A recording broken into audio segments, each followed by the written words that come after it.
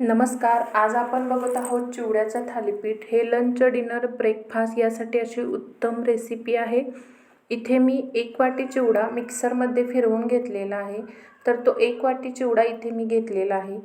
त्याचसोबत मी इथे 1 छोटी वाटी गव्हाचं पीठ घेतलेलं आहे. त्यासोबत आपल्याला पाव वाटी बेसन घ्यायचं आहे.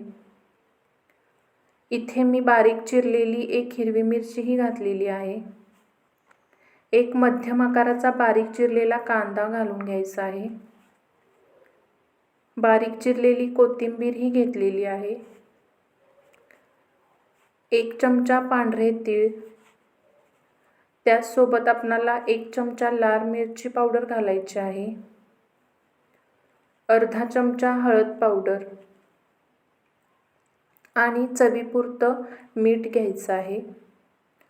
आपण थोडंसं मीठ कमीच घालायचं, कारण ऑलरेडी चिवड्यामध्ये मीठ असतं. आता हे सगळं आपण चमच्याने मिक्स करून घेऊया. हे अशा पद्धतीने.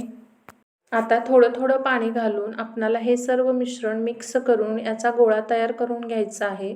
जास्त पाणी घालायचं नाही. जर पीठ पातळ झालं तर आपण काहीही करू शकत नाही. अशा प्रकारे आपलं हे पीठ छानपैकी मळून तयार झालेलं आहे.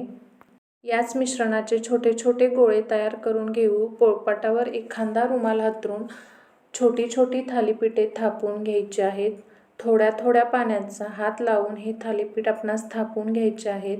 हे अशा पद्धतीने हाताने आपल्याला हे थालीपीठ थापून घ्यायचं आहे. आणि यामध्ये आता आपण एक छिद्र तयार करणार आहोत. अशा पद्धतीने आपलं थालीपीठ थापून तयार आहे.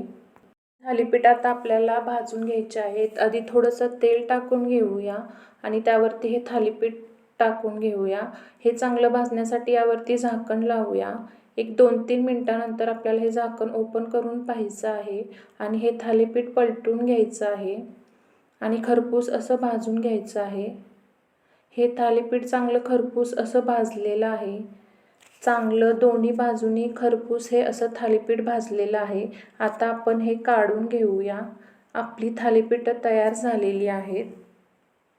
थालीपीठ खायला खूप चविष्ट आणि खुसखुशीत होतात. गोड लोणच्यासोबत तुम्ही ती सर्व करू शकता. चिवड्याची खमंग अशी थालीपीठं तयार आहेत.